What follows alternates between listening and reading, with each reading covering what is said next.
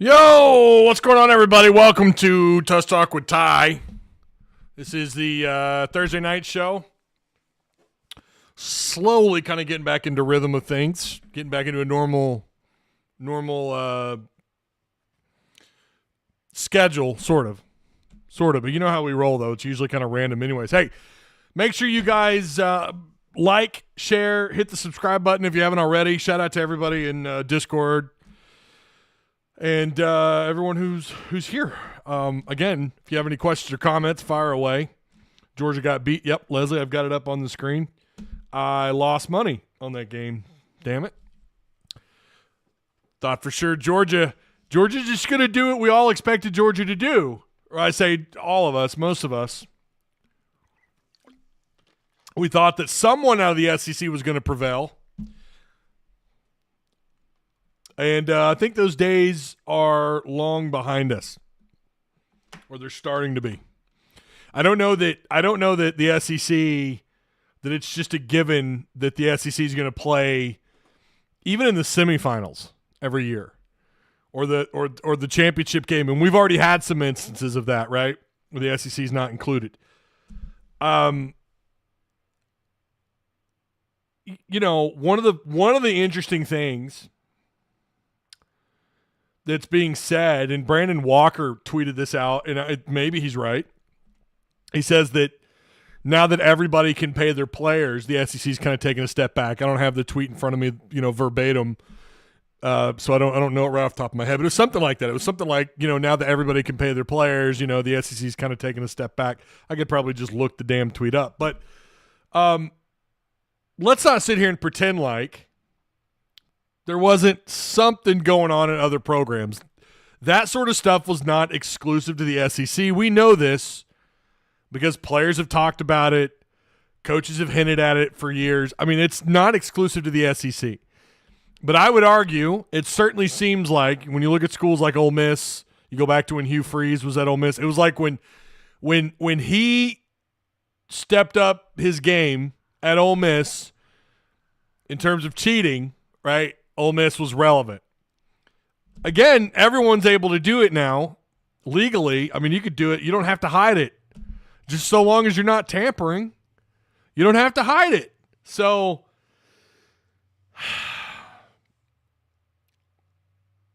yeah, I don't know. I'm not going to lie to you. I don't like seeing Notre Dame advance, but you know what? It's at Georgia's expense, so I'm not too butthurt over it. Hey, make sure you guys like, share, subscribe. As I mentioned a second ago, we do have some breaking news for the channel. I say breaking news. It's not breaking news. We already talked about it on Twitter, but I know there's a lot of you who don't follow me on Twitter, so I wanted to show you our newest sponsor. Look at the bottom of the screen, right underneath my face here. Oh, there it is. BroThrow. Welcome to the family. They are now an official partner of Tusk Talk with Ty alongside Direct Service Overhead. So you can check out their link. It is provided for you down below. Use promo code TUSK. Again, that's promo code TUSK to join, because it's not just like you click and then you go and bet. That's not how it works. You need to have a promo code. And that's it. This is a national, coast-to-coast, peer-to-peer sports betting site based out of our very own backyard right here in Northwest Arkansas. Fayetteville is where these guys are located. I myself, up until tonight, started off 1-0 on my betting. I won $5. I bet the over on the Liberty Bowl, and I was paid the next morning. The guy paid me the next morning. So, they do offer subscription service. I encourage you to go check it out. Click the link down below. You can link your Cash App, PayPal, Venmo. So go check out their link. And again, join using promo code TUSK to join. Also, of course, the OGs, the original sponsors of this show, and they're still here. Direct Service Overhead, the garage door company, same-day services, quality parts, free estimates. Give them a call today at 501-244-3667. Again, that's Direct Service Overhead. My boy Travis. Don't forget Saturday, We're doing a game companion. We're going to stream the game. I think we're going to stream it on SEC Unleashed YouTube. I think we're streaming it here and on Dank Broyles' Twitter, because the SEC Unleashed Twitter has like 15 followers. We got to do a better job of promoting that Twitter, but we're gonna host it on Travis's Twitter, so it's Dank Broyles. If you don't already, you need to go follow him, along with my boy Tim. You need to go follow him too. I don't know, because he's not super active on Twitter. He's a lot like me, actually. Must be something about being in your 40s and just not really giving a damn about posting. I don't know. I know I should, but I just don't. So yeah, go follow all those accounts, and you can sync the game up with us and watch it alongside us. All right. Yeah, Georgia just knocked out by Notre Dame. We still have playoffs have been interesting so far. Playoffs have been interesting. I'm not shocked Georgia lost this game. I mean, their backup quarterback, the guy, not super impressive, but to be fair, he was harassed. He was harassed all night. Notre Dame just did a really good job of not letting Stockton get comfortable. That's what a really good defensive line can do for you. Stockton's limited. I mean, he just is. I don't know. Georgia's offense this year just seemed to stutter quite a bit, and they had some – wasn't it – well, for Georgia fans, it's obviously a disappointing season, but it is what it is. Some of us are like, ha-ha, welcome to the club. I don't know. All right. Let's get started off. If you notice the very first thing at the top of the screen there under the like and share on our topic box, I guess is what we should call that. Stop doing this. What am I talking about? I'm talking about if you're a college athlete and you're still on roster with a team, don't do this. Why do you do this? This is Jordan Anthony. And please don't go tweeting at him, and you know how I feel about that. I'm just not really a fan of going at players or coaches on Twitter. I just don't understand why they feel like this is necessary. They're only with you when you can make them look good. So clearly there's something. I don't know if he's talking about friends. I don't know if he's talking about the coaching staff, other players. But that's Arkansas wide receiver Jordan Anthony. If you're still on a roster, you have to stop sending out these cryptic tweets. I'm all for transparency and cannot wait for former college athletes to hop on these sports podcasts to give their quote-unquote tell-alls, their side of the story from this time in the early phases of the portal and the NIL debacle we've seen since both were introduced to the world of college athletics. But how does doing something like posting a random cryptic tweet help your case in any single way? Maybe to signal to other teams or agents you're about to hit the market, i.e. the transfer portal. Again, who knows? But there are other ways of venting your frustrations in regards to the business, because that's what this is. But this ain't it. Stay away from posting this stuff on socials. I know I've got parents of players, current players, and former players who still watch my content. You've got nephews, cousins. I know because you guys DM me. There's only so much you can do with your 19, 20-year-old kid. I get it. But this just is not it. It's cryptic. All it does is stir up. Again, I mean, what does this do? Now, I get it. Jordan is probably frustrated. I kind of wonder if they're not. We know that coaches certainly have their blame in all this, but I there's just something about professionalism that is lost today. I don't know how well this looks. It might look good to a scout right now, to a college football scout, or to proxies, and you parents know who I'm talking about, to these people that are contacting you and family members that are agents and so on and so forth. Well, it may not look good to them, but when you're putting this stuff out there, Sure, it looks good now. You're waving your flag, your banner, like, hey, look, if that's what he's doing here, and I don't know, and I don't mean to presume, he could be talking about friends and family. I don't know. Again, that's why I just wouldn't tweet this stuff. But it looks good maybe to someone who wants you in the portal. It's like, oh, well, he's letting us know here he's in the portal. Well, I mean, you could just enter the portal. But down the road, you kind of wonder how NFL agents treat this stuff or how these front offices, how they operate. They go down your timeline. They look at your Twitter. They pay attention to this stuff. How much drama are we getting ourselves into if we draft this kid for X amount of millions of dollars or even hundreds of thousands of dollars, whatever? How much drama are we bringing into the locker room? That could also be something. And I'm not saying Jordan Anthony is, again, we don't know what the hell he's talking about. It drives fans crazy. The coaches don't appreciate it, and I get it. Maybe the coaches are in the wrong here. That could very well be the case. We know that in the coming years that we're going to know about this stuff. We're going to learn a little more. However, I'm also going to say, just because they speak, keep in mind, because they're posting on social media or they're going on podcasts or whatever, and we've already seen Razorbacks do that, right? And this is one reason I have people all the time ask me, Ty, why aren't you bringing on? Why aren't you reaching out to Ty Washington, Varkey's Gums, other players from past teams? Because I'm just not interested. I will listen to them talk on other shows, sure. I'm just not really interested in bringing that on the show, and I'm getting their side of the story, and that's fine. I think there's some truth in that, maybe, hopefully. Hopefully they're telling all the truth. It's just one side of the story, and there's so much drama, and I don't know. Not that we haven't talked a little drama here, because that is the thing. It happens in this world, and it's just when you're talking about college athletics, but I don't know. Whatever's going on here with Jordan Anthony, again, I'll post that. I hope it's whatever's going on here, I hope he lands on his 2 feet. Track guy, he's a hell of an athlete. Fast, arguably one of the faster players on the team. Hopefully he lands on his feet, whatever's going on. I don't know. I'm sure it has something to do with these receivers. They've been getting out of the portal. Sure. All right, let me SEC exposed. Yeah, I think so.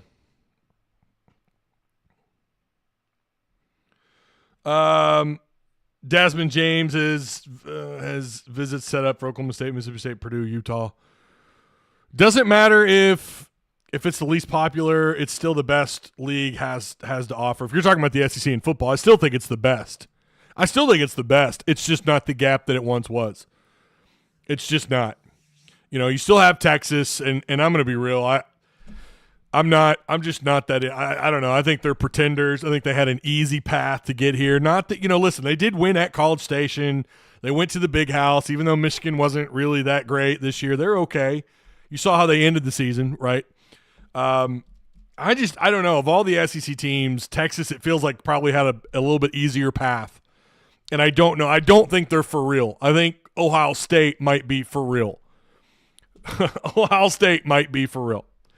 Let's take a look at this poll here. We do, yeah, by the way, we have a poll up. Go ahead and take it. Hog Hoops will start blank and blank in their first 3 SEC games. 2-1 is in the lead at 39%. 3-0, boy, oh boy, going into – I need you guys to tell me why you think they're going to go 3-0. I mean, going into Knoxville. I'm not saying it's impossible, but man, that's a juggernaut of a game. I don't know. Well, this is a tough one. I don't know if they're legit number 1 team in the country or not. But I think they're going to set out to prove a point on Saturday, especially opening weekend in the SEC, guys. This is the most hyped I have ever been for the opening weekend of SEC basketball. This is the most hyped I have ever been. And I definitely would say Tennessee is at least a top 3 team in the SEC. I still think Arkansas's got a lot to work on. If we go 3-0, natty talks are warranted. I think yeah, absolutely. I think, yeah. I mean, listen, if you go to Tennessee and you beat Tennessee, I don't care if it's by a point at the free throw line. I don't care. If you beat them, hell, if you make this a close game, we're going to have a conversation about just where they should be, in seeding, right? I mean, of course, we do that every week. We talk about where they're seeded at. I think I haven't actually looked. Lenardi, I think, has them as a 10 seed, but I could be wrong. Arkansas not beating Tennessee or Auburn, says Steve-O. Well, we'll get into that here in a minute. Again, make sure you guys like, share, subscribe. The Georgia game getting pushed back really screwed me. I'm not going to lie. Had planned on going live at 6 and, had to wait on this game to end, and then you've got Ole Miss playing. So I do appreciate those of you that are here. So thank you. Yeah. Arkansas secondary coach is gone. Darrell Wilson spent the last 2 seasons coaching the defensive backs alongside passing game defensive coordinator Marcus Woodson, who was also the Woodson had the same role at Florida State. That year their secondary went from I don't remember what it was the year before he joined FSU staff. Or maybe he was there for 2 years. I can't remember, but I know his last year there, FSU had an elite secondary, top 10 in yards allowed or something through the air. It was kind of crazy. And he comes to Arkansas, and he's also in charge of the secondary, right? But him and Darren Wilson were kind of a tandem for the secondary. And Darren Wilson, he's going to be the defensive coordinator for, was it Georgia Tech? Not Georgia Tech, sorry. Georgia State, right? Hold on. I had it up.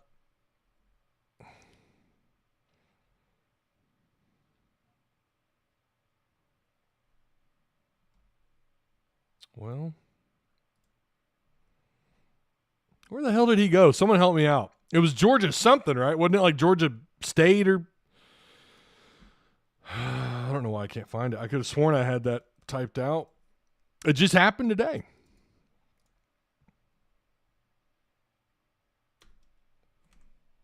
You know what? Twitter's the best place.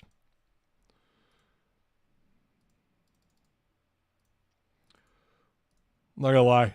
Have a pounding headache. Don't know why. Didn't even drink on New Year's. Of course, I know it's the 2nd, but yeah, Georgia State. That's right. Okay, I knew I was right.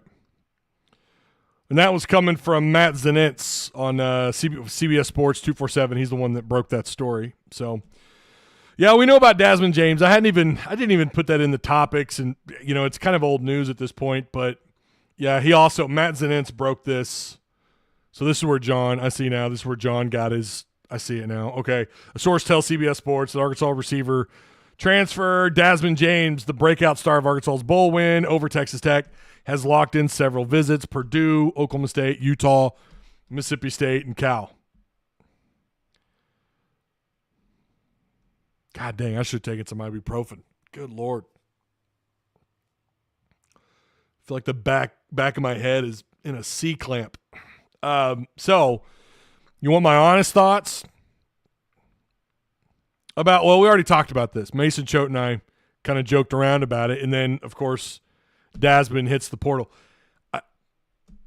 Maybe he ends up at Purdue, which sounds like a real possibility, Oklahoma State, Utah, whatever. Maybe he balls out. I don't know. He is not someone that stood out through any camp, the last 2 camps. And that's not a diss on him. But I mean, this is not someone who stood out. You know what I mean? It never looked to me like he was going to be a guy that started. He looked like he had some years to go. All right, well, let's see what he could do. Get him in the oven for another season, and let's see what can happen. I did not think he was going to touch the field at all this year or that much. I think he had 1 or 2 practices where maybe he did kind of stand out. But most of it, my notes were mostly, yeah, and you see how much this really matters, right? But Broden was one of the stars, I thought, of spring camp. Was really good through spring camp. And he couldn't catch a ball. He'd get open. He'd get targets. He couldn't catch a damn ball. obviously Dasman has his speed, right? Whatever his 40 time is. I mean, this dude, he was a track guy, big time track guy, had some really good offers coming out of high school to run track. A lot of speed, and you could see that in camp. Like I taught when I had Mason on, I mentioned this with Mason. I said, you could tell as soon as the ball was snapped, he was gone. But you rarely ever saw him open. You rarely, and again, you're talking about running with, and I think I have it noted with mostly with the threes, some with the twos.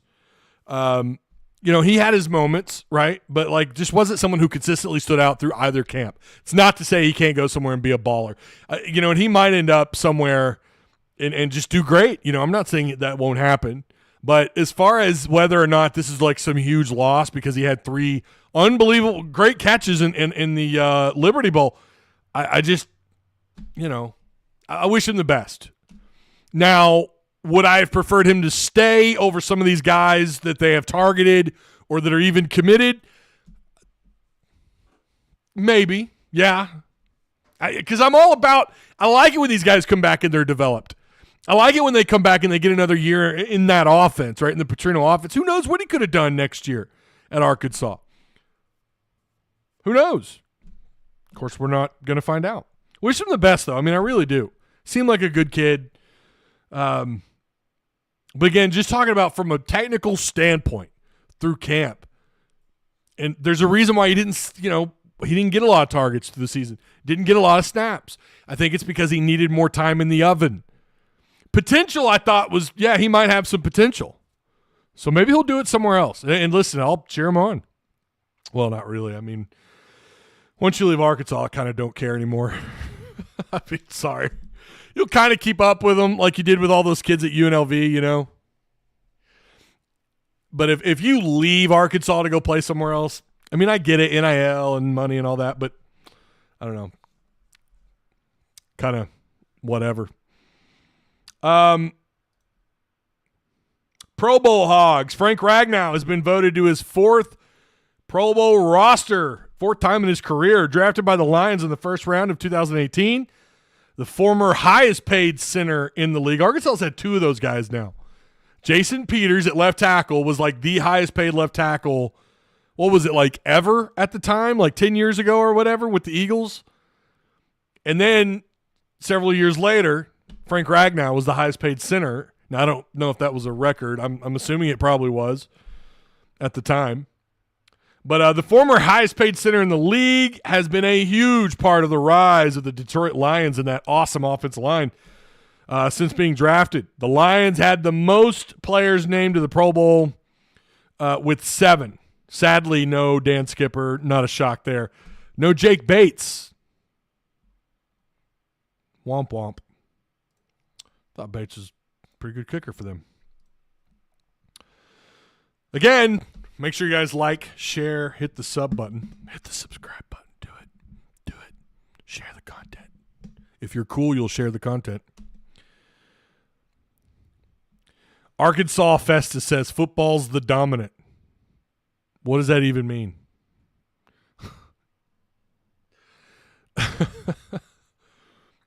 Maybe he just forgot to type out the rest of that. Florida game is going to have a crazy atmosphere. Yeah. Absolutely.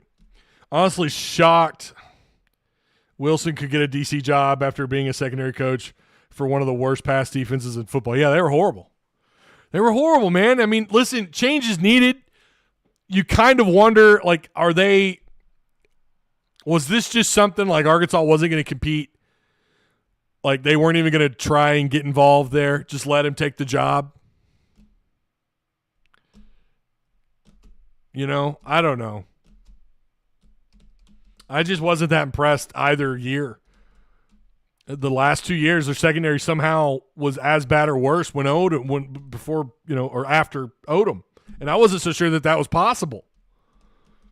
And yet here we are.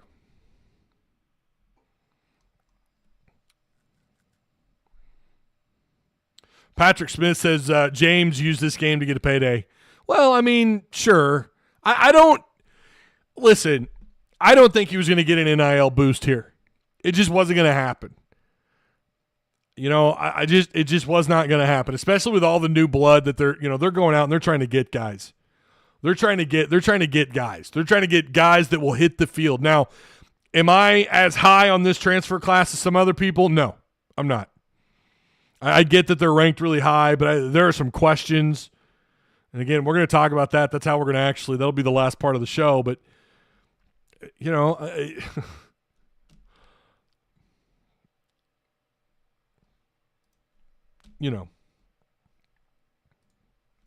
Ty, you always read comments out of context. Well, Heartbroken Hog, put yourself in my seat for a second.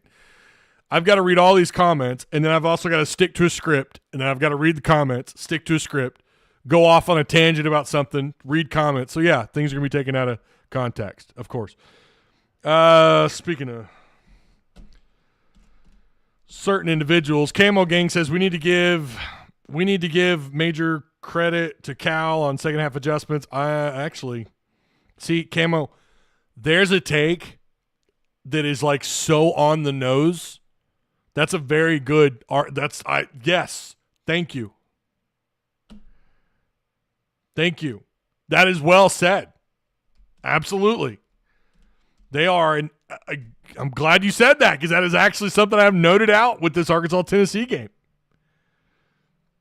Anyways, to wrap up Frank Ragnow, congrats to Frank.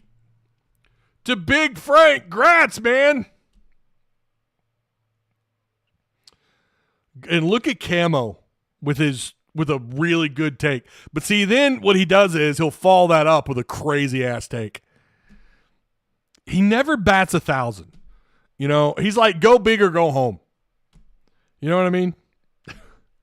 Our defensive scheme is nearly identical to Muss, says GZ Skull. Well, USC is not that bad. They're 9. What are they? 9-3. Is that right? He's doing okay. I don't know. I don't keep up because I don't care about a former coach. Don't care because I'm not Kentucky. Like if Arkansas fans, I get that Cal comes in and it's like, wow, what a hire. But we're not obsessed with Musselman. You see how that works? We're not obsessed with Muss. We don't care. Nobody cares. Oh, all right, cool. Go to USC, whatever. Now, would we be pissed if you had to settle for some 35-year-old up-and-coming assistant, like Billy Donovan's boy, Pelfrey? Like, yeah, we'd probably be a little pissed. And I think that's why Kentucky fans were so mad because they really didn't buy into who was coming in to take his job. So they were so pissed about Cal. I mean, that's just my 2 cents. And now that he's kind of proven himself outside the 20-point blowout to Ohio State, who's unranked and, frankly, a mediocre Big Ten team, now they're not John as much. And they've got that loss under their belt, but they're not John as much because they at least feel like they're relevant in the SEC this year. And maybe they'll be better. I'm not going to lie to you guys. I don't like going into Rupp. I don't like that game at all. Don't like it.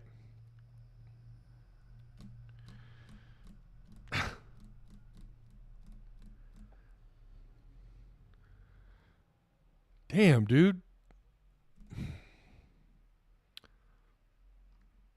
Take the poll.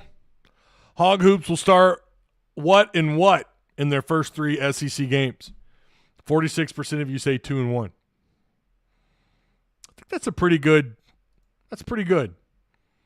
0-3 is at 7%. 6% now. 0-3 is at 6%. I think anything is possible, but I have a hard time seeing. Arkansas going 0-3, considering who they have. I mean, yeah, I say a hard time. I mean, you got Tennessee on January 4th, 12 p.m. Again, I will be myself and SEC Unleashed, Travis Ford, Tim Neal. We'll be streaming as the game is going on. It's a stream companion or game companion rather. So we'll be doing that. So you could sync the game up with us. And then you got Ole Miss on the 8th and Florida on the 11th. Oh God, dude. My eyes are starting to water. This headache is for real. If you go 3-0 with that matchup with these games, I don't see them like, Ole Miss. That'll be a big game in Bud Walton. Like, there's not a bad game inside Bud Walton. You know what I hate about the schedule? I hate how you have to go to Knoxville. You get Ole Miss and Florida at home. Florida's going to be rocking. I think no matter what happens for them for their matchups before they play Arkansas, no matter what, Bud Walton's going to be rocking. But I hate that we start off with Missouri and LSU on the road. 3 of your first 5 games are on the road in the SEC. That sucks. And at Missouri's not as bad as we thought they'd be. Georgia's going to be in Bud Walton. See, that's a game I'd rather play on the road, maybe. Oklahoma will be in Bud Walton, and then February 1st. That's the big one. That's the one everyone has circled. Hog fans and Kentucky fans alike. That is, I think the country will have that one circled because that's a big deal. Cal going back to Rupp, going back to Lexington. Let's talk about this game. Arkansas playing Tennessee. Nelly Davis, don't know if he's going to play. John Allen, they need him. I'm sorry, man, but they need him, and I don't care if it's just to get 15 minutes to shoot 1 of 6, 1 of 7. I don't care. They need him, and they need him to get into the groove of things in SEC play. You need him to play. You need him to be available. Now, maybe he will be ready to go for Tennessee. I don't know. Arkansas Associate Head Coach Kenny Payne told the media, quote, he's been practicing. He's getting better. He's still missing a little bit of his rhythm, but he's back and he's getting better every day. He's been going hard. I don't know if that means – if anything, that means he's probably going to get minutes. I don't know if he's going to start.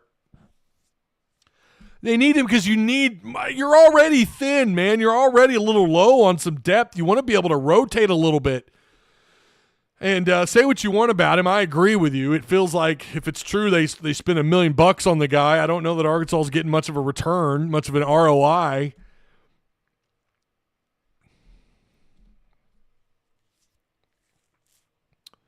I don't know. But they need Nelly back. I think they need Nelly at least for depth at minimum. 30-game win streak, loading. Unbiased Brim says undefeated. Undefeated. Listen, take the poll. We've got plenty of people in here who have not taken the poll. I know what you did. You put your headphones in. You're probably folding laundry, or I don't know. You've got me on while the game's on. Ole Miss and Duke playing. What the hell just happened? Why is Duke celebrating? What just happened? Ole Miss turned the ball over? Oh, they did, didn't they? There's plenty of you in here. Take the poll. What the hell happened? Oh, okay. Ole Miss tried some nonsense here. Was this on 4th down? Oh, yeah, that was stupid. Oh, man, and he pulled that. Man, he got all the way out to midfield. Nope. Oh, well, close. Anyways. Florida is more of a must-win than Tennessee, in my opinion. Well, there's different ways you could look at this, right? I mean, win on the road. I mean, no matter what, these are 2 quad 1 games. These are 2 huge games for Arkansas, without a doubt. I would argue every single one of them are important. I mean, you're not undefeated going into conference play. You need some help with your net rankings. I mean, every one of these games is important.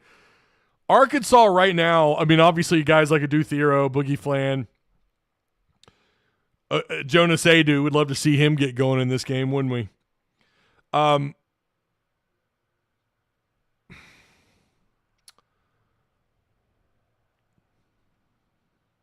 I like where they're at. I like where this rotation's at.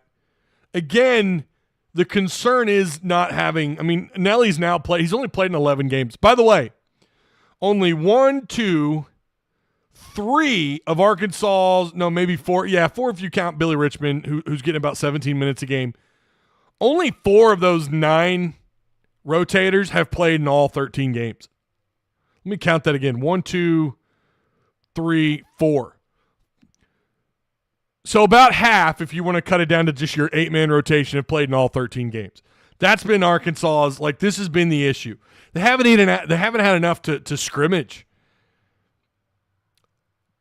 They just came into the year so, I should say, as they've gotten through the year, they've been undermanned. You're getting Brazil back into the rhythm of things. Brazil's been great. Brazil has been really good as far as just like a hustler. It's like he's becoming the glue for this team. His free throw shooting is bad. What the hell? Is that right? 46%? Brazil, what are you doing? He is overall. He's about 69% on the year shooting from the floor. So what is Tennessee doing? It's all about Lanier, no doubt. This dude is a machine, averaging almost 20 points a game. He's a transfer. God, I cannot remember where he played at before. I'm telling you, man, I should have popped some ibuprofen. I don't remember where he played. Doesn't matter. But this is a guy, his last 2 years at his previous school, he was averaging about 19 points a game. Now he's averaging close to 20 points, 3 boards, almost 2 assists, 1 steal, and he's shooting 45% overall, and he's 46% outside. He's played in all 13 games. By the way, 1, 2, 3, 4, 5, 6, 7 of their guys have all played in 13 games. Bishop Boswell's played in 10. He's a low minute guy, just under 4 minutes. Yeah, Cade Phillips is a guy who could he's only getting about 18 minutes a game, but he's averaging close to 7 points, 4 boards. I can't pronounce Millis. I think I don't know. His first name's Igor. He's their forward. This guy's averaging 8 boards a game, 11 points. I mean, that's almost a double-double. Zakai Ziegler, 8. He leads the SEC with 8 assists per game. Boogie Flan is behind him at 6 assists per game. For a freshman, that's not half bad. Ziegler's been around for a minute. This is an OG. He's shooting 28% outside. He's 84% at the free throw line, 39% roughly on all year. Yeah, they don't have to go super deep. They don't have to go with a 9-10 man rotation. I mean, they're capable of beating you with Lanier and Ziegler. I think Gainey is coming. Is that how you pronounce it? Is it Gainey? 12 points a game. Yeah, Gainey. I have watched them once this year, earlier in the season. Ziegler was just bananas. I mean, this dude's killing it, man. Again, 8 assists, about 12 points a game. They're not a great fast break team. I noticed that when I watched them. That's going to be the question for Tennessee, is dealing with Arkansas speed. Tennessee's got athletes. I mean, all these SEC teams do. You're going to hear me say this a lot. There's not very many Big Ten-like teams in the SEC that like to just stand still with their 6'10", 6'11", 7-foot forwards and centers and just, play the low game. Like, you're going to have a lot of teams that are guard-heavy, move up and down the floor well, play good both transition offense and defense. Tennessee could play at pace. They can do a little bit, but as far as offense, that's not where they're getting their points. Arkansas is. They're a really good fast break offense. And the craziest thing about that is they were doing that even with guys with John L. Davis, who I don't know that he's built for this fast break offense. I'm going to be real. I don't know that Nelly – I don't know. I think defensively he's done really well about getting back to his spot on the floor, but it seems like a transition offense, that's just not his speed. And I kind of wonder if that's the square peg round hole. I don't know. I'd like to hear Brim, what his thoughts are on that. I just kind of wonder if him and Big Z just kind of, the game when it speeds up, they don't have near the impact. I'm not saying it's impossible that these guys just can't play in that style, but that's clearly what Arkansas wants to do. Arkansas is right now shooting close to 37%. They're one of the top 4, last I looked, top 3, top 4 percentage-wise three-point shooting teams. Tennessee's 35% outside. And again, Lanier can I mean, that guy's knocking down 46%, which tells me he's likely a low volume guy. If you're shooting that well outside, you're not a guy jacking up 7, 8, 9 threes a game. Again, I could be wrong. Gainey is shooting 38%. They've got some guys that can knock down the three ball. Cameron Garr could come off the bench and do that. He's a 40% guy. Overall, they're 75% from the free throw line. Arkansas 72. Those numbers have got to come up. Those numbers have got to come up, especially when you're on the road. Ziegler been there for 10 years. Adu, 19 points, 14 boards, and 3 blocks on Saturday. Adu has got to have a game. I would love to see him just take off. I really would. Anybody, L. Ellis, dominating a little bit in the G League? Don't know.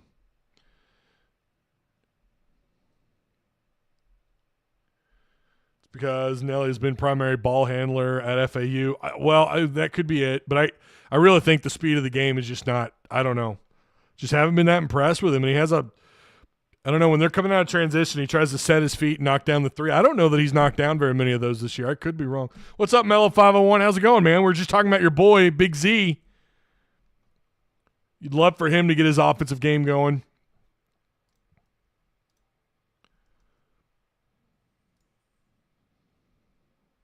Cameron, how you doing, man? Don't forget, Patreon. I don't know if it's too late for these or not, but the month of December giveaway cards are going to be huge. They always are. They're always awesome. Month of November, we got to give away the Nick Smith, Jonathan Williams, and Scotty Thurman autographed cards for legendary status as soon as that Patreon goes through. Usually about a couple days after that, we do the spin.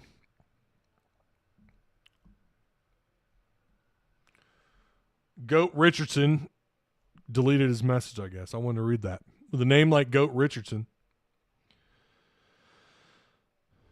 I hope Cal gets 12 to 13 players next season. 8 to 9 man rotation is very sketch. Yeah, it is very, very difficult, especially when you have, I mean, it's not very common you have this many guys either coming out of injuries or going into injuries in the first 8 games of the year.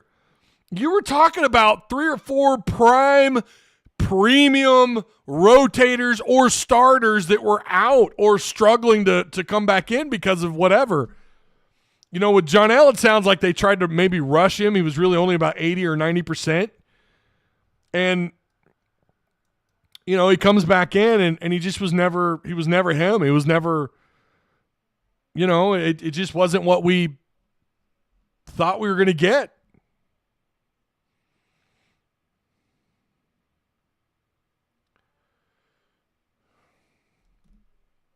And so I don't know. And we knew that something had to be going on with the wrist.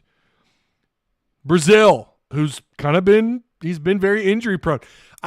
The question I have is moving forward, will they ever be 100%? This is, with the exception of Nelly, this really is about the healthiest they've been all year.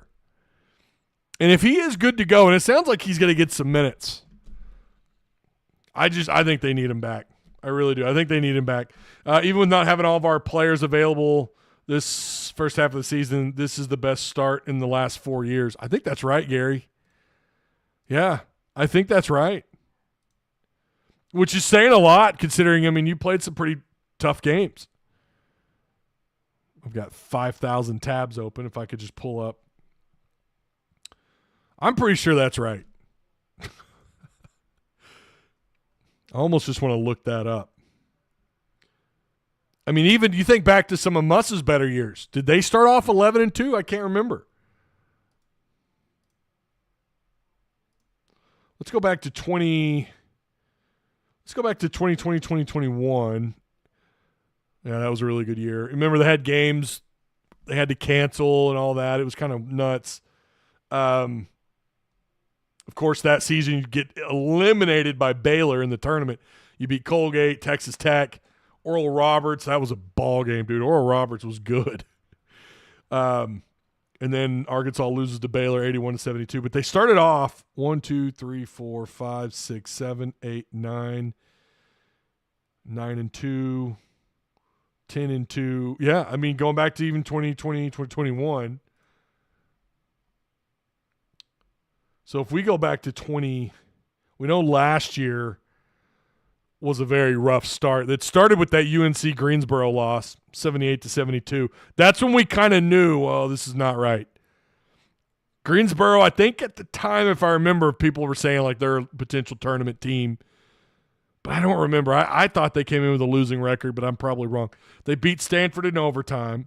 They gave North Carolina a little bit. They gave Memphis a little bit, but still lost those games. Beat Duke. That was definitely not a great start.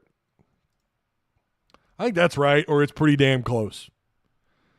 And I would argue that this is probably as tough of a non-conference schedule, and you at least got Michigan on a neutral floor, right? You went to Miami. I know Miami's bad, and I know what happened there, and blah, blah, blah.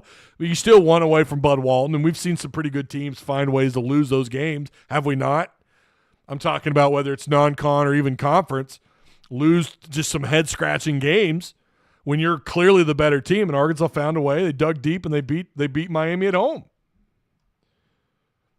Wasn't great. You only won by 3, and you felt like you kind of snuck out a victory, but you'll take it. Since then, I feel like really it feels like they learned something after that loss to Illinois in the close game against Miami, because Miami isn't good. They weren't good. They're obviously not a good team.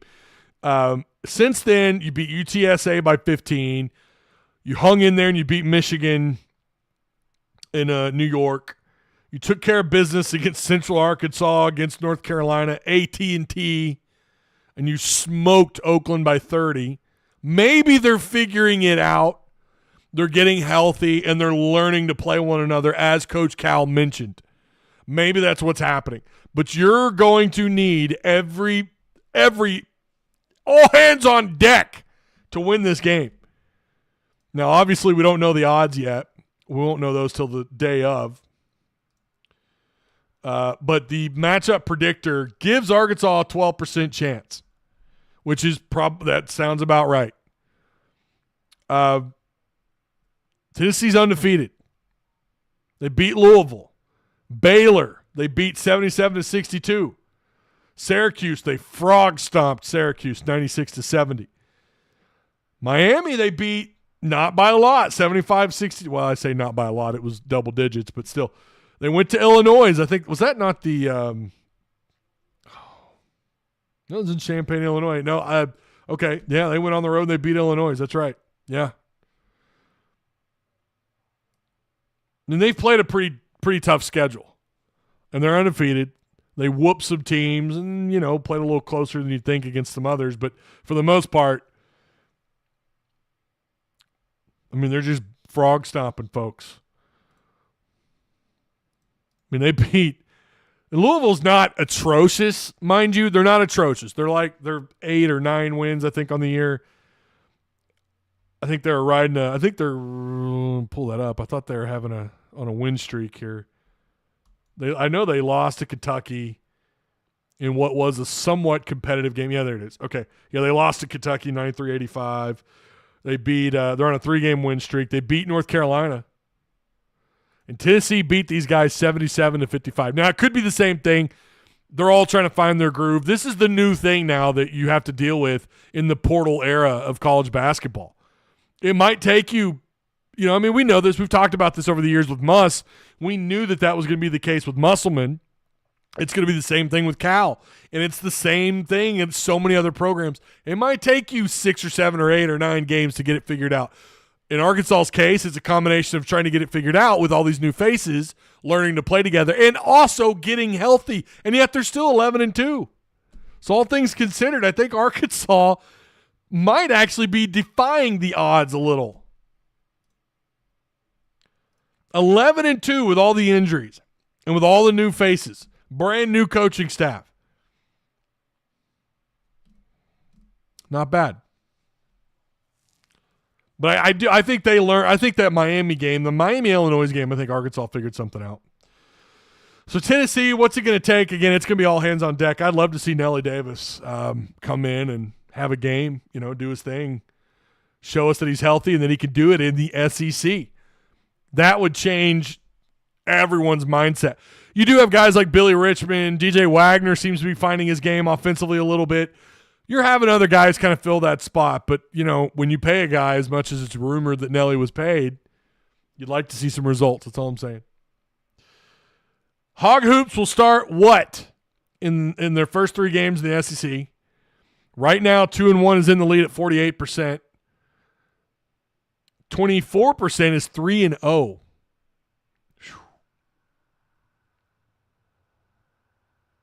Who's going to stop Thero? That's a good question. Thero has been incredible.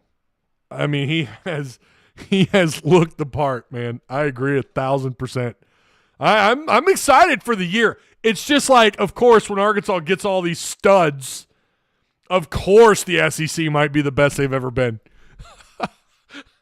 They have never been this good. At least that's the optics right now, is it not? Those are the optics. That the SEC is this good. They're going to beat each other up, and there's so many quad 1 wins. Dude, they really could send.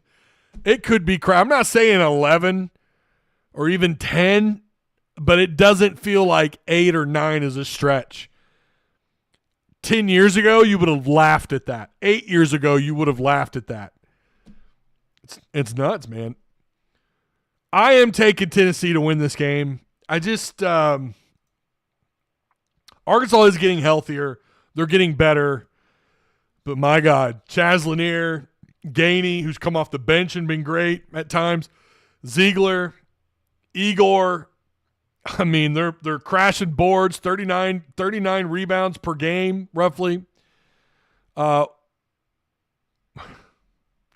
They could beat you a number of different ways. Their scoring defense is top notch. It's like the number 2 scoring defense in college basketball. 56 points a game allowed. That is absurd. And that's after playing, again, Louisville, Baylor, Illinois, right? I mean, pretty tough. It's not the toughest of the non-cons. I could be wrong. But, yeah. It's pretty crazy. Virginia, who I think is like 8 and something, 8-5, 8-4. They beat some pretty mediocre teams, but they beat some really good teams and made it look pretty easy for the most part. Illinois, they beat by 2 points, 66-64. But I am taking Tennessee. Arkansas is still trying to find itself, right? Because these guys are just now, how many games have they played where you felt pretty good about 7 or 8 guys being fully healthy? I mean, really, they might be playing, but they're dealing with something. And I realize there's a lot of teams who could say that, but our guys are actually losing time. They have lost time. They're coming out of injuries. And I think Arkansas still trying to figure it out. And they're still winning games, and they're looking good doing it lately. But, there's not – I'd probably feel better if had they not lost to Illinois, had they maybe lost that game like by just a couple of points, maybe like a 90-88. Like, yeah, all right, well, that happened. Barely beating a really bad Miami team. But again, like I mentioned, other good Arkansas teams would probably lose that game. And they made it count. Arkansas fought back. Second half adjustments, as I have noted here, incredible this year.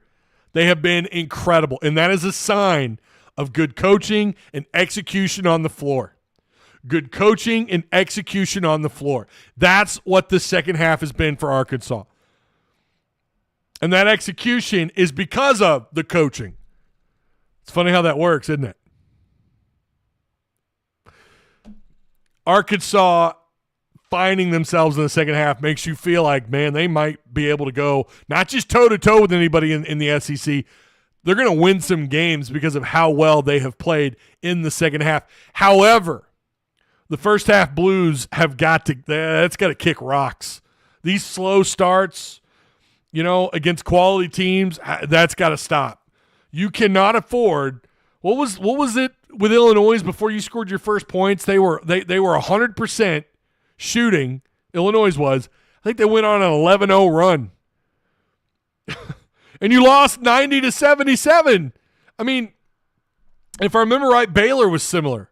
Like, Baylor got off to a really good start. Not quite like that. I mean, Illinois was red hot. They were not missing. Sometimes shots just land, and, Arkansas there was never a point that you felt like Arkansas was going to win that game. Can't do that again. I'm all for the second half stuff that we've seen. That's great. They've got to be one of the better second half teams. I'd love to see that stat. Who is scoring the most points or preventing the most points or not allowing, I guess, the fewest points? Who's doing that? I feel like Arkansas would be in that conversation somewhere in the SEC. But I would love to see those adjustments, and then also see Arkansas get off to better starts. Guys, they might be, I don't know, they could be 12-1 right now. They could be maybe even 12-0 if Illinois didn't have all these shots falling left and right. I think if they replayed Baylor, they'd win that game. Maybe I'm crazy. I don't know. I think they'd win that game. Baylor still good. They're 9-3. They're on a 4-game win streak themselves. Arkansas on a 6-game streak. They did lose to UConn. They lost to Tennessee, as we mentioned, and they lost to the Zags. But I think Arkansas would beat them in a rematch, neutral floor or at home. I don't know about there. Maybe. Yeah, maybe they would. I don't think this is going to be a blowout win for Tennessee, knock on wood. I think it's going to be a, 10, 12-point win. Arkansas probably trails by a pretty good margin, and then they come out in the second half and they just play this game of catch-up the entire second half. I feel like that's probably how this is going to play out. You don't know. Well, you talk about how much the portal has just messed up. Well, I say messed up. It's actually made college football better, if you want my opinion. But do I think there needs to be rules and, certain things in place? Yes, but we have more parity than ever, and I'm here for it. I think that's good for the overall health of college athletics. So it's the same thing for basketball. You don't know how big of an impact these guys are going to play. You've got a former Vol on your roster, right? I mean, you don't know. This could be a lights-out game, and Arkansas walks in there and just, I don't know. Maybe they go on an 11-0 run to start things off. I mean, I don't know about all that, but you never know. That's what this portal has done. It has made things just seem, not improbable anymore. Anything can happen. Winning here would be huge. We're having a different conversation coming out of this game. That's what I think would happen. We're going to put an end on that poll. Angel says, I don't think Tennessee can run with us. Well, I mean, they do. Listen, they got some ballers over there. But Arkansas speed, that transition offense, you wonder what's going to be Tennessee's answer to that. We keep Tennessee in transition. We could beat them. Arkansas going to beat some ass, says Charles Taylor. Boy, I'm loving this, though. I'm loving this. You guys keep the same energy, though, if Arkansas still loses this game.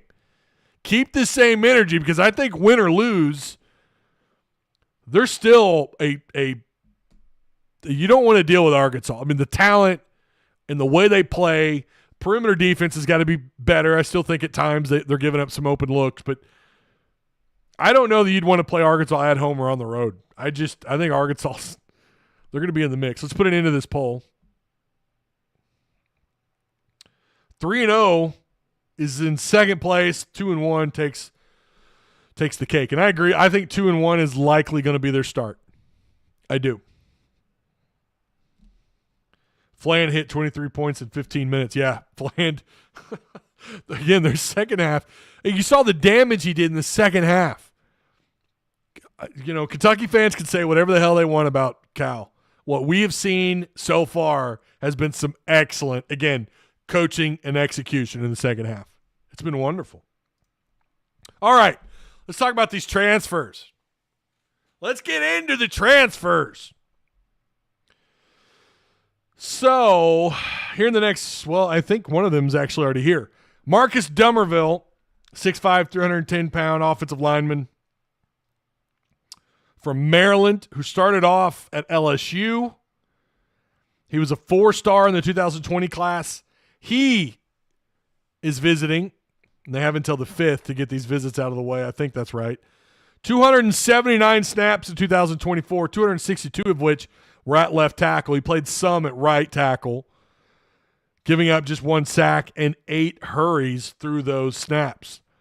5 years of college ball. Boy, you talk about that's a veteran right there. 410 career snaps, again, the majority of which are at the left tackle spot. Let's pull him up here. Right there he is. There's Marcus Dummerville. There he is. Whoop! Right there. There he is. He was a 4-star in high school. Reginald Vick is the next one.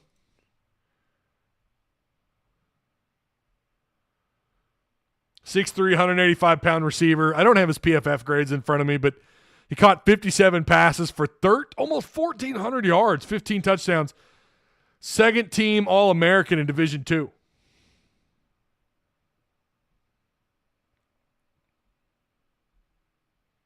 So not bad. Brim talking about Caleb Wooden.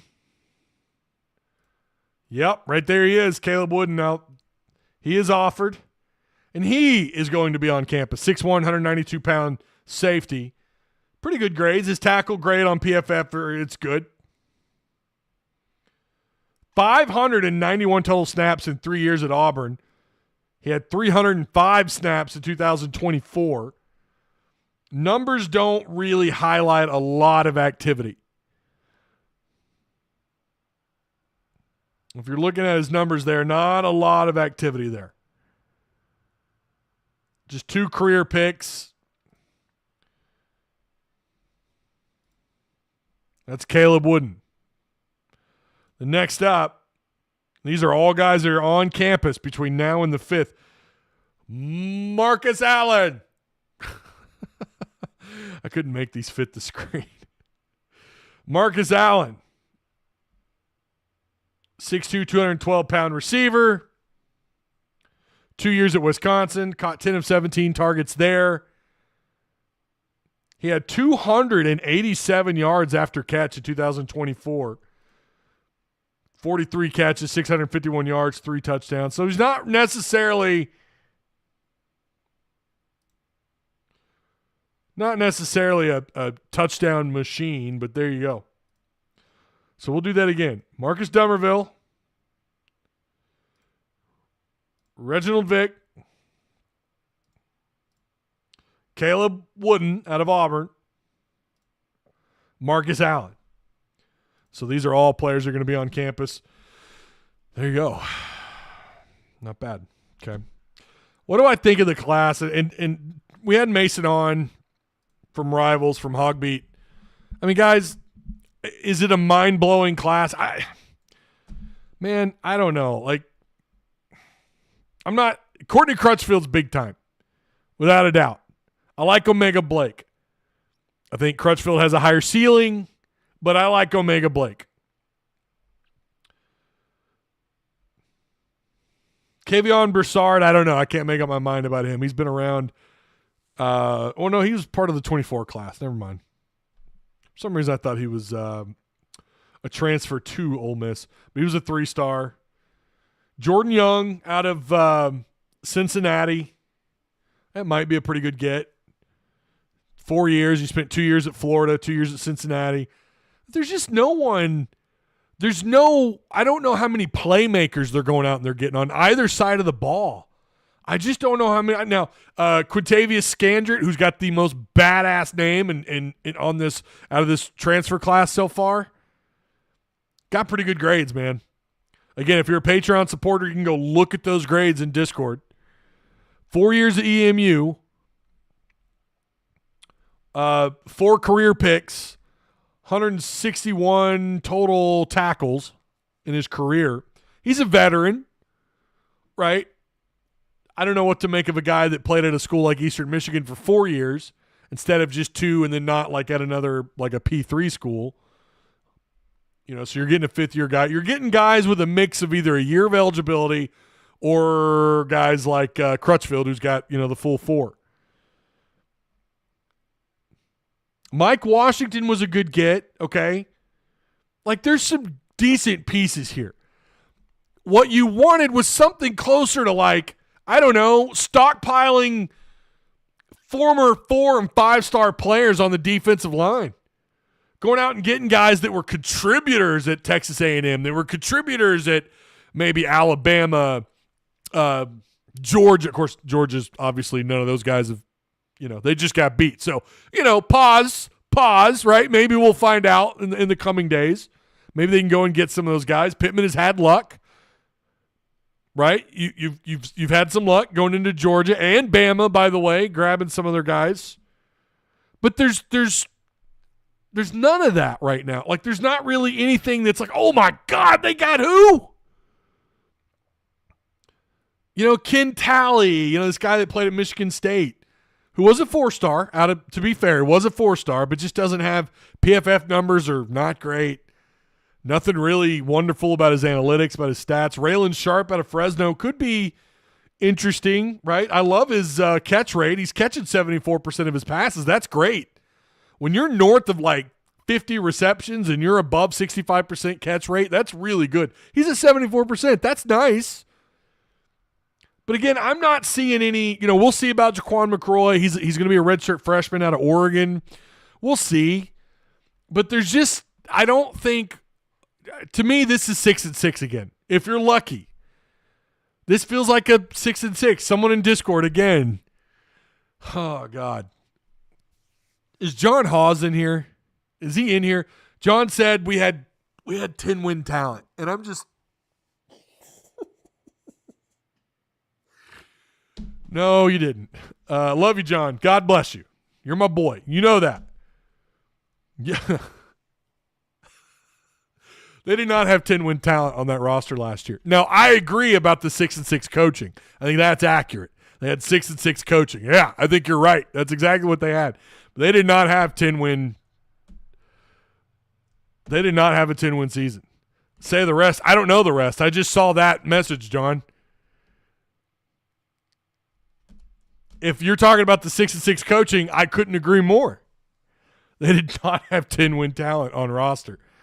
A 10-win talented roster has more than just maybe 2 or 3 NFL Combine invites, which is probably what this team will end up with, right? Now, Xavion Sorey was a great get last year. Clearly, Xavion Sorey was a big deal. He was great. Taylon Green ended up working out. Yeah, a lot of issues, but you know what? Good player. Overall, good quarterback. You don't get the kind of yards being a bad player, right? Especially with the receiver core not being as great as we thought it was. And that's a take I couldn't agree more with. Maybe Luke Has, who's a good player, a good athlete, maybe Luke Has is a little bit limited. Maybe his injuries just got in the way. John, tell me what I'm missing. What else did you say? Because I'm not pulling up that entire chat log. A little sunshine pumping. It's okay. I don't think he was sunshine pumping. I don't. That was not a 10-win roster. And I don't think this is not a transfer class that to me is going to like change the course of things. I don't know what I don't know what the,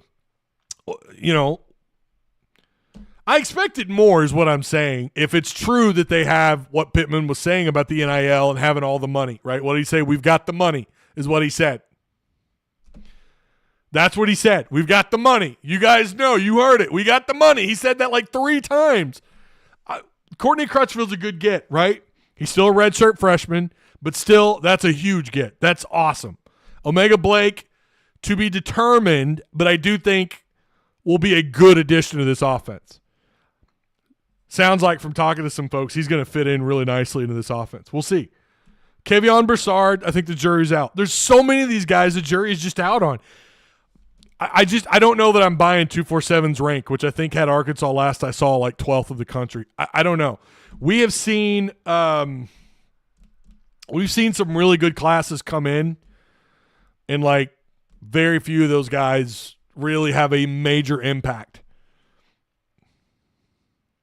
They've done well. I mean, again, you don't have the turnaround that you had in 2020 without Felipe Franks, right? You look at this year with Jac'Qawn and Jackson. You don't have the presence on the ground without Jac'Qawn and Jackson, right? They did improve on the offensive line. Yeah, the offensive line had a lot of issues. Carmona was a great addition. I think Braun was serviceable. Had games where he was not so serviceable. But look at the defensive line. I don't know.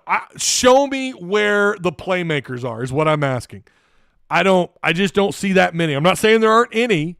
Landon Jackson, what was he really? Now, he's probably going to be projected because of his size. He's got a lot of promise. He fits the NFL like a glove. I think he'll be drafted higher than people think. But he never really made an impact here. And so that's the thing. I think it's a combination of either players just overrated out of the portal and, like John Haas said in Discord, 6-6 coaching. I think that's the combination of things that have really held this team back. And I don't know.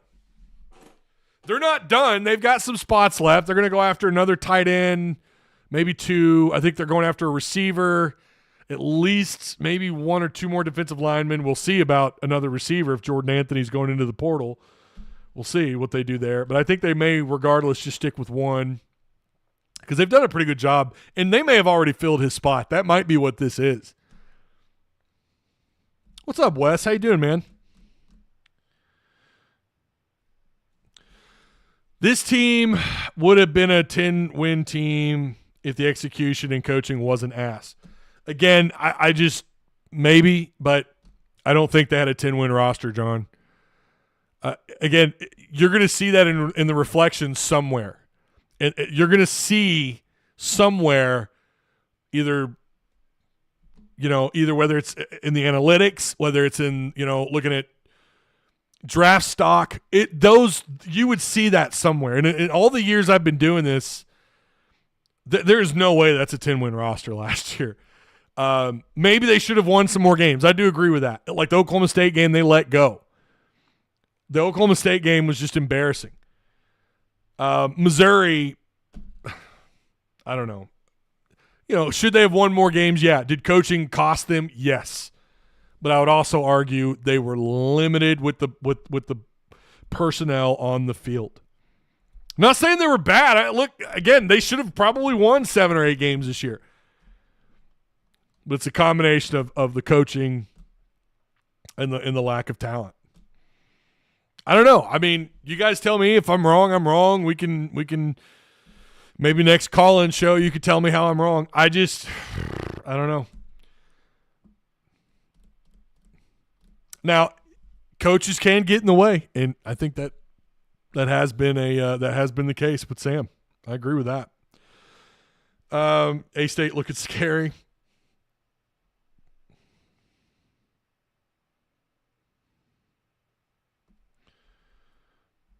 We got 5 guys with muscles, then a pool of 165-pounders. You must be I don't know what you're talking. Oh, man.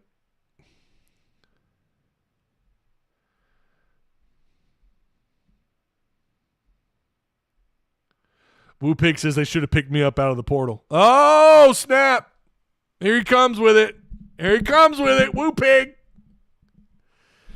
I like how John says say the rest as if the rest does anything. It doesn't do anything. But you were right about the 6-win coaching staff. I couldn't agree more. And that's why I say, considering now, who knows what they do with the next secondary coach, but there's just a small handful of guys. I'm like, yeah, those are great players. Everyone else right now just feels like depth chart pieces. They just do, man. If they struggled to make an impact where they're at before, I don't know, or if, Now I get guys like, again, Jac'Qawn McCroy, who was redshirted. You understand that. McCroy could be the real deal, by God, if he could stay for more than a year. Caney Walker out of OU. I don't know. I mean, you're not going to say no if he commits. Obviously, you're not going to say no to someone like that. I hope I'm wrong. I hope I'm wrong. Corey Robinson, the Georgia Tech left tackle, that dude's a stud. You want to ask me who I'm big on? It's Corey Robinson. All right? Pass block grade through the roof. All right, who cares about that? You don't care about that? I don't care about that. Let's talk about what he's done. 1,648 snaps. We've talked about this. Most of you guys know. 1,648 snaps. Nearly all at left tackle.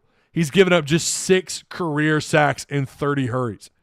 Last year, 539 snaps, 0 sacks, just 3 hurries.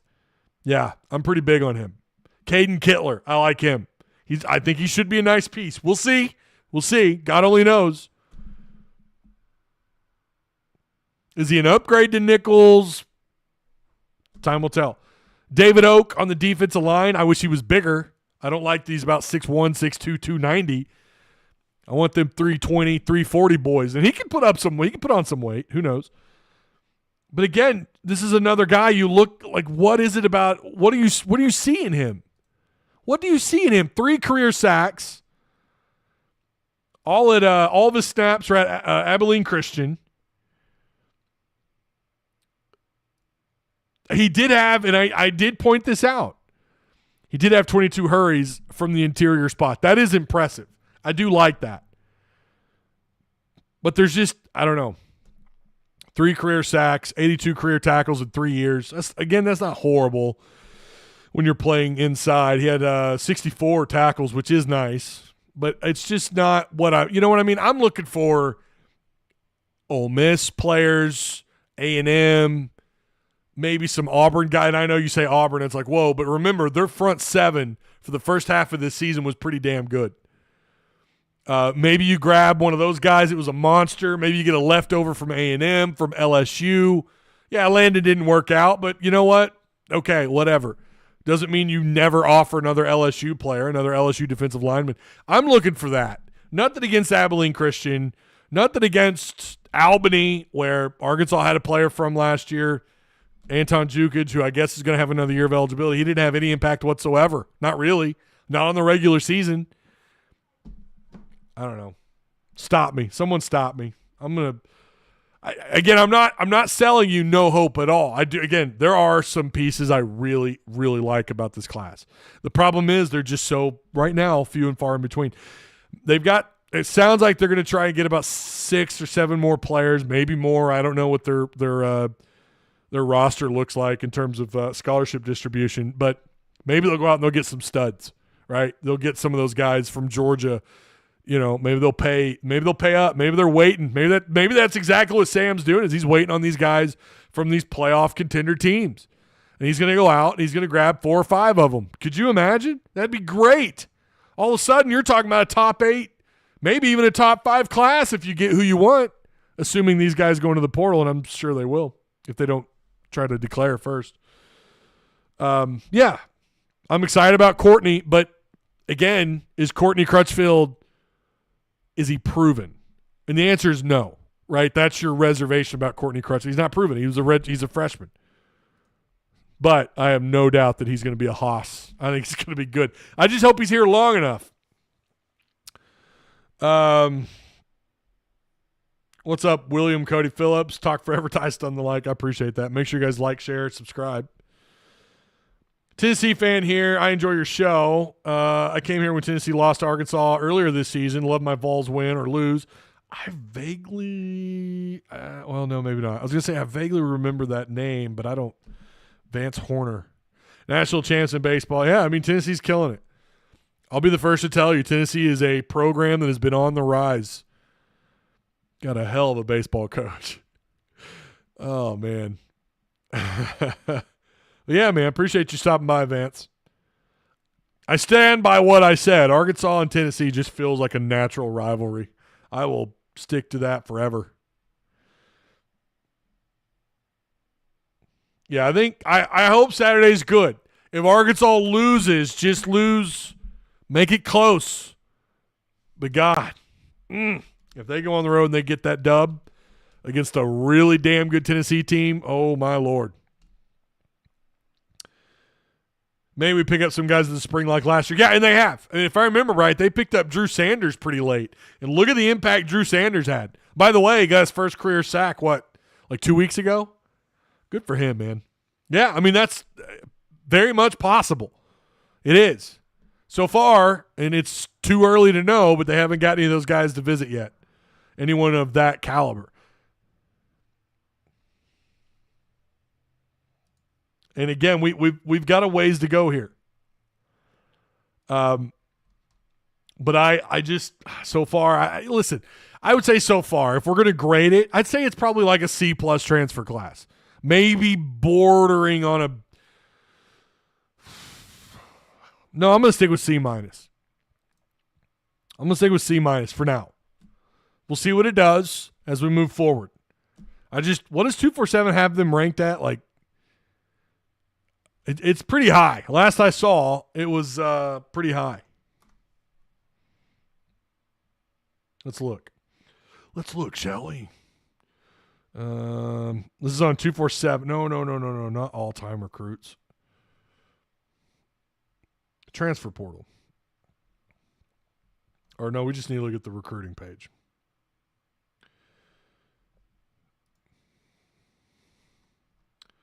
Their transfer class, yeah, it's 12th. 12th of the country. I'm just over here like, if you say so, man, I don't know. They even gave Courtney a 3-star on the transfer ranking, too. I think that's not fair, damn it. But he is unproven. I get it.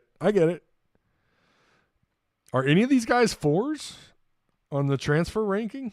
Yeah, Jaden Platt. Okay, why is Jaden Platt a 4-star? How is Jaden Platt a 4-star and Courtney Crutchfield's not? Ken Talley he was a 4-star out of high school. They don't have his transfer ranking. They have one 4-star in the transfer ranking. How is that 12th in the country? I guess volume.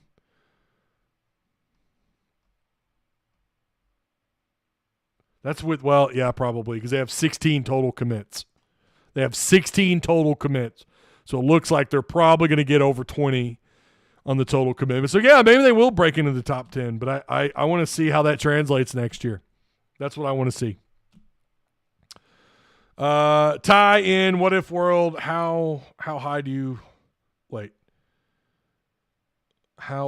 think we would move up in the ranks? Are you talking about if they beat Tennessee? I mean, obviously it would depend on what the teams do in front of you. You got a lot of ranked teams playing this weekend, not just in the SEC either. This is a pretty crazy opening weekend. Assuming there's not like a great deal of upsets, I could see that jumping you up quite a bit. I mean, what are they, 23rd? Top 15 at least. I think it'd bump you up like 14th, 13th in the country. Yeah, I do. I think it'd bump you up that much.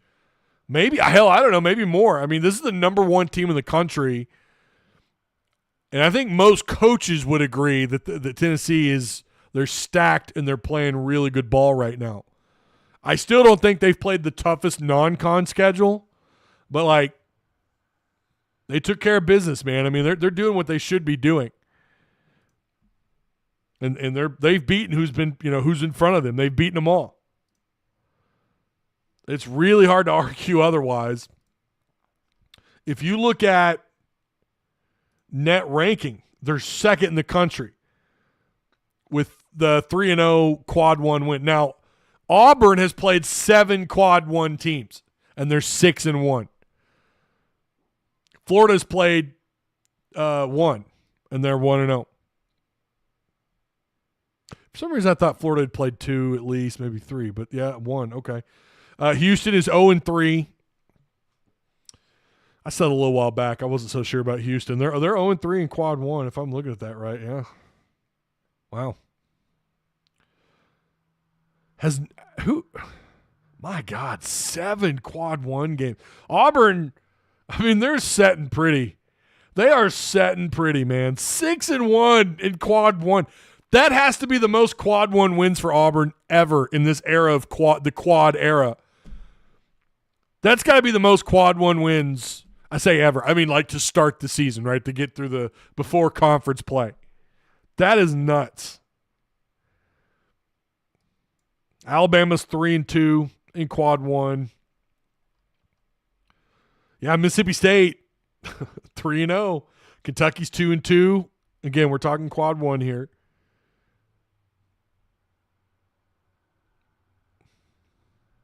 Arkansas's 41st in those rankings, in net rankings, and they're 1-2 in quad one. Close to being 2-1. Yeah, it'd be a big jump for sure. Ty, stay positive. Whoa, what do you mean? Listen, I'm not trying to just dump. What I'm saying is, considering next year's schedule, if you're going to try and stress to me, now I get it. Taylen Green being back, I think that's a big deal. It's a bigger deal than I think some people want to admit. It's a big deal to get him back in Petrino's offense. It's a big deal what they're doing on the offensive line. I really like what they're doing on the offensive line. Is it exactly what I want? No. But I like what they're doing up there. Receivers, I don't know. I think the jury is out so far on the receivers. Kind of hoping they would land the kid from Texas or the kid for Law from Alabama. They didn't get either one of those, but that's not a huge shock. Really looking for a standout, oh my God, piece on that offense. That's what I was looking for. They're not doing it yet. Maybe it's Crutchfield. Again, he's unproven, but then again, so are some of these other guys, right, that have all the hype and the excitement. Maybe Crutch. Listen, Crutch is a freak. He might be added to Ty's freak of nature list, the FON list. He might be. They say he's a freak. I remember his recruiting. That's all when we talked about Courtney Crutchfield and him committing to Arkansas at the time, how big of a deal that was. And then for him to obviously eventually end up at Mizzou sucked. But again, he's still at this point. Up until this point, he is unproven. I cannot wait. Oh, man, spring camp's going to be a blast. Receivers overall, I think they're doing okay. I want someone, that's a little more proven, maybe a little older, and someone who you're going to be able to rely on. But again, Crutch is a damn good. I could go on and on about Crutch. That is a really good get out of the portal. I know they're going to go after at least another tight end. We'll see what they do there. I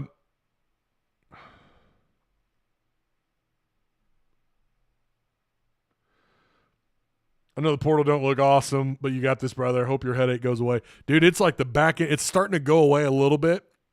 It's like the back end of my head's in a C-clamp. I'm not going to lie to you. It's like I don't have a concussion, but like my eyes feel like they're going to water.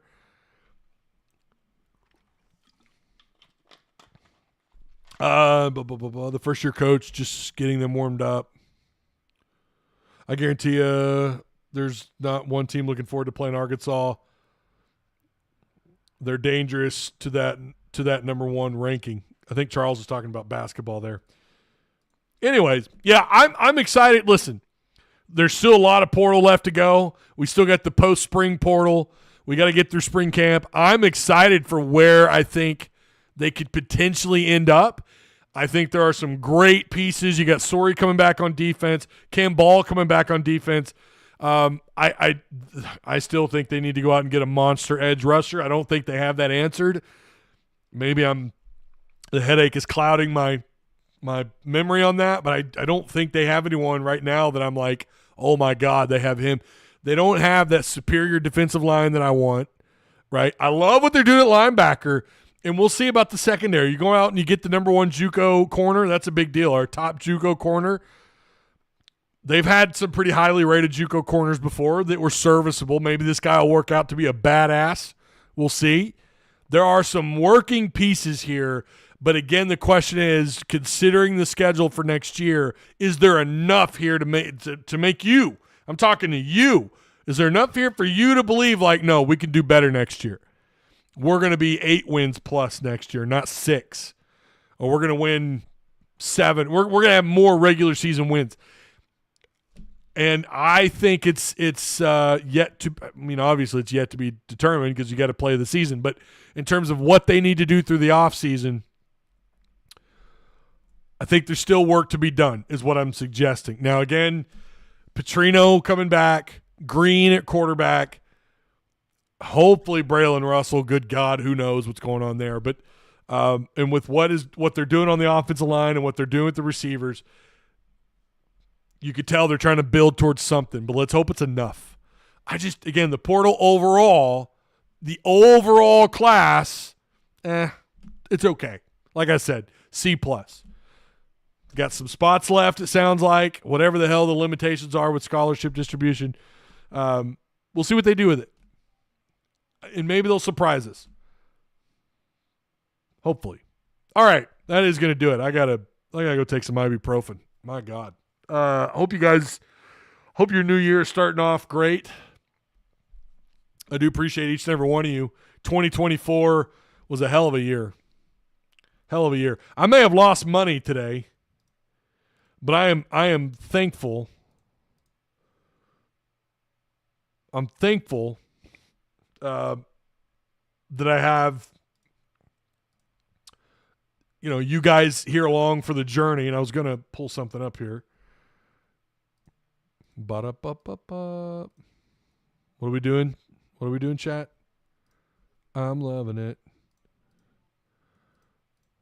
Oh, my goodness. Let me show you a little something about the flu. It better not be the flu, dude. I don't think it is. It's just, God, it's just really right now, it's a headache. It's like intense. I wanted to show you something here really quick, if I can share my screen. There we go. Now you're seeing things through my eyes. Here's BroThrow. I've gotten to know this site. Obviously, they're a sponsor. And I wanted to, I changed my pick. Look at my pick. Yeah, oh no, that's not what I want to show. That's me and my Isaac Bruce jersey in 1996, 7th grade. That's right. This is BroThrow, and this is one of the groups. It's a Tusk Talk group. I did lose my you can see I lost my bet here. So I owe this fella $10. Kieran M., who apparently is a Nebraska fan. I owe him $10. I won my first bet, $5. But this is peer-to-peer, as you can see. We can't pull up Arkansas, Tennessee yet. That'll be the day of. This is the guy, Alan B. This is the guy that I beat for the betting the over on the over-under for the Liberty Bowl. Clearly, this guy's an active member. Holy cow. But you could bet on NCAA football, NHL, NBA, NFL, NCAA, of course, MMA for you guys that are all in on the MMA stuff. I mean, they do it all. Soccer and, of course, PGA. I say they do it all. I don't know if they do, like, college baseball. I'm not sure. Women's sports, I don't know just yet. Here's all the sports right now. Oh, that's soccer. Hold up.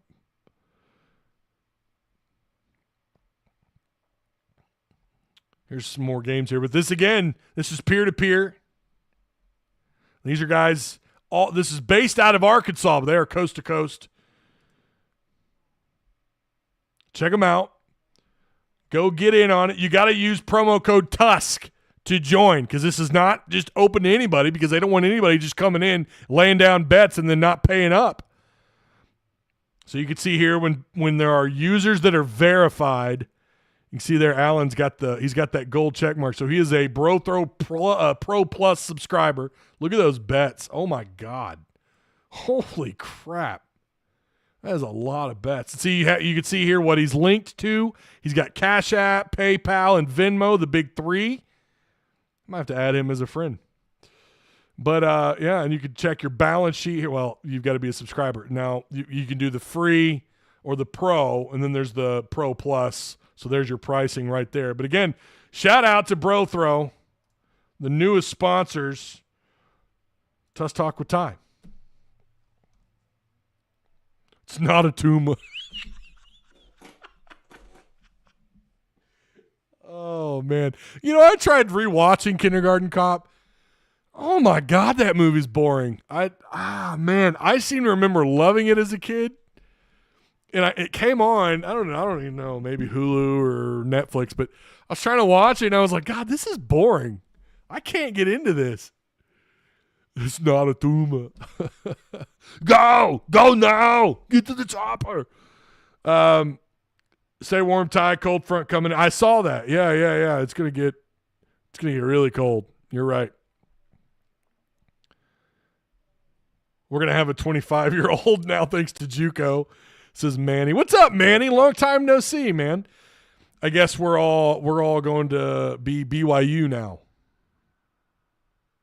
Steven says, I don't know. As an Arkansas fan, I've personally been huffing hopium. I love that. Every year since Morris left, I feel like a junkie with nothing to show for it. Well, you have to enjoy the roller coaster ride. That's what it is. That's what it means to be a Razorback fan. You just got to enjoy the ride. It's, you're probably going to be disappointed at the end, but not all the time. Not all the time. Notre Dame's going to run us over with what roster they have for next season. Well, we don't know what their roster is going to look like next year. I imagine a team that goes far into the playoffs, that goes as far as they have, probably going to lose some guys to the draft and probably look around in the portal if they can't get matched with their NIL at Notre Dame. Nothing will beat Predator. Do it. Come on. Kill me. That's a great movie. You know what? I just rewatched Alien night before last. It's the first time I've seen Alien in like 25 years because I was never really into those movies. However, I'm a big Ridley Scott guy, and I'm like, okay, if I'm going to sit here and, look back on Ridley Scott as a director, I at least got to go watch Alien. It's a good movie. I've always heard Predators is better, right? The one that's directed by James Cameron, so I'm going to have to go back. 25 years. Bro, I'm 40. I'll be 42 in July. I'm old. Yeah, I was a kid, though. I remember Alien, and it was edited, it was TNT or something. Heavily edited, no blood, no guts, no bad swearing. Say Dominic in the Arnold voice. I don't know. Dominic, go now. Get to the top of Dominic. I can't do it. I don't think that's very good. All right. Again, shout out to our sponsors, BroThrow.com. Again, remember promo code Tusk and brain fart. Direct Service Overhead, the Garage Door Company. Shout out to both those sponsors. I appreciate them. Patreon supporters who help make 2024 amazing. Man, we broke records.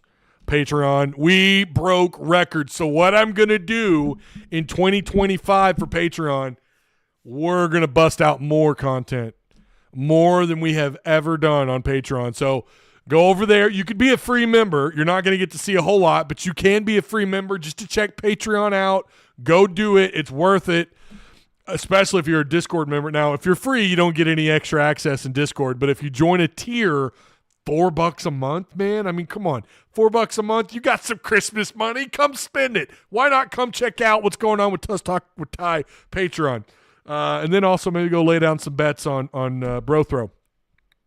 But come check out what we're doing. We're going to bust out more content, and I'm excited for it. I've got some stuff planned out. Really looking forward to it. So go now. Go join Patreon. Oh, that sounded about like what he would say, right? Patreon, go. All right. I will see. That's probably why I have the headache, right? Sitting here shooting the shit. But appreciate all of you. Again, like, share, subscribe on your way out. I do have Tennessee winning this game, but I think it's going to be pretty fun. It's going to be a good game, but I think Arkansas is going to be playing catch-up most of the second half, and Tennessee's just going to be too much in that crowd. They're going to be feeling it. So one way or another, I hope it's a blast. I feel like I'm forgetting something, but whatever. We'll talk about it on Saturday. Don't forget, we're going to be streaming the game companion, so go watch that. Go be there with us. We can react to it together. Raw. All right. I'll see you guys on the next one. And, yeah, be good.